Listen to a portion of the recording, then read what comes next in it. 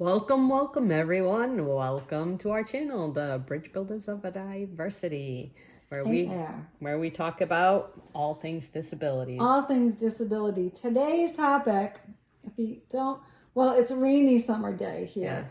but it's summertime. It's kind of like a rainforest today because it's really hot, humid, and muggy. And we are in a rainforest. Oh, I think I saw a monkey. I know there's hummingbirds behind us. You see little things that... If you're lucky, a hummingbird might go by the window. Yes. That's why we're in this room, because this is the cool room.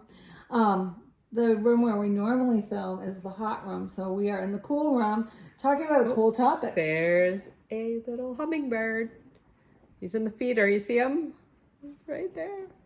So exciting. Right there. Okay. All right. Let's be serious. Back on track. I'll block the hummingbird. We wanted to talk about summertime and skills regression. Mm-hmm. I know that's something that when a child with disabilities is in school, a lot of times they qualify and will be recommended to go to an extended school year program, meaning they will have extra school or school during the summer. Also known as ESY. Right. You may see it on your IEP document listed as ESY. And they might receive the same services, but not at the same level. And what you'll notice a lot of times about ESY programs, especially for students with significant disabilities, is that these extended school year programs will focus on things like emotional skills, social skills, and thinking skills. They may spend extra time working on vocational skills. These are all skills that are soft skills, but they're skills that can regress when not stimulated, especially if you're somebody with a developmental disability. Yes, like my son has a developmental disability called Down syndrome. Right. And last year he had the art teacher for summer school. And that must have been fun. Yes, the kids had a blast like every day because he's just a fun guy who likes to do creative stuff all the time. Right. And this year they have the science teacher. Oh man, that must be fun. Yes. That must be really fun. Yes. You know what? I teach ESY, but I teach really young students, and we kind of make it all about having fun. I do a lot of play-based and game-based activities. Yes, we're working on some academic skills, but we're primarily focusing on your thinking skills, our social skills, how to interact with people. And we keep the routine the same, because what we're doing is we're trying to reinforce those expectations that go along with being in school, while the rest of the school is out of school on vacation. Right. We're reinforcing what to do when you're in school and how to be a member of a class community. Right. Yeah. Like Nathan got to go to Coal State Park. The older kids get to go on like field trips, and they went to the zoo. And I forget where the other one is, but they've been doing like little day trips. And that's really, really important, because what you're practicing is those social skills. Asking questions, listening to another person when they talk. How to navigate around your community too. And engaging with people that you might not be familiar with. Yeah. Another thing that I add to this list of skills is how to manage your emotions. A lot of times in the home setting, when you're home a lot with your family and people are super familiar with you, you're used to having your needs met immediately. When you're at school, you have to wait. Right. And you have to ask for your turn, and you have to tell someone what you want. And when your mom's not around to read your mind, because moms are mind readers. Right? We are mind readers. We just know our children.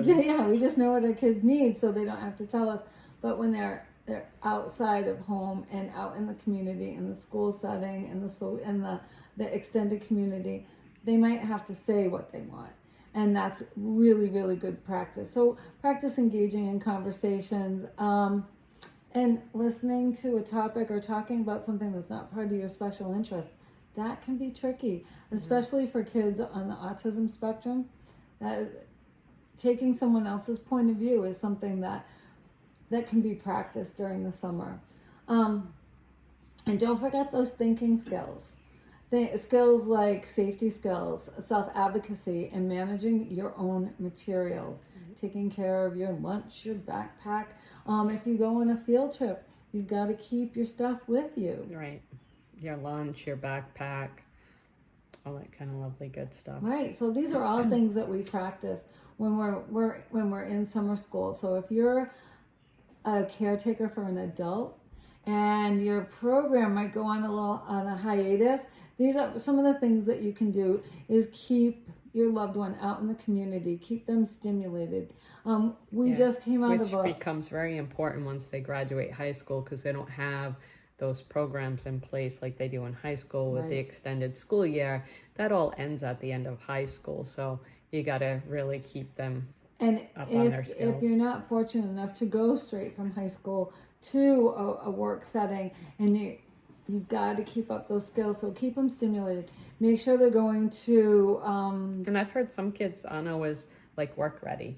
Some parents struggle with that because their kids in that gap of not quite ready for the workplace, need to work on more skills before they're ready, but then there's no place for them to learn those skills. Exactly, because when you age out of high school, it's for the most part, not every state has the same level of service, but what's federally mandated is really through 21. Some schools allow kids to stay until they're 22 to help them get work ready and then work on those specific skills. Not every school district has the same level of services. So as a family member or a care provider, or if you're just interested in working with people with disabilities, one of the most important things that you can do for them is keep them in the community, keep them involved, make sure they're going to programs and using those skills like asking questions and engaging in conversations. Right. And like even in high school, like Nathan has to do community service. If your kid's aged out, you can also look for volunteer opportunities so they can work on skills where it benefits the individual and it helps out another organization. Right. So enjoy those barbecues. Enjoy those trips to the beach or the lake or the park, and work on those skills. Yes, absolutely. In the meantime, we love you. We appreciate you. Don't forget to like, share, and subscribe. This is Roberta. I'm a special education teacher. And I am Sherry. I'm a mother of a child with Down syndrome, just so you know our background. Together, we are bridge builders of diversity. Yes.